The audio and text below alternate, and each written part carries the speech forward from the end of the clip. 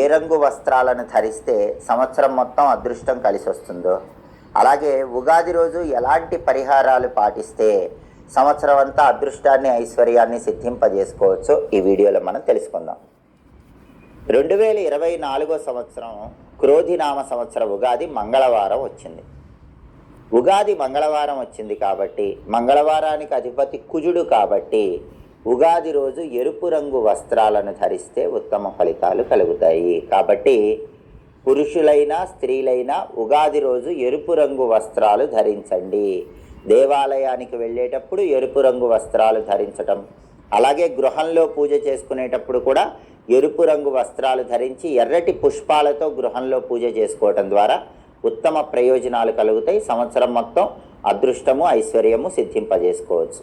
అలాగే ఉగాది మంగళవారం వచ్చింది కాబట్టి సకల దేవతా స్వరూపమైన గోమాత అనుగ్రహం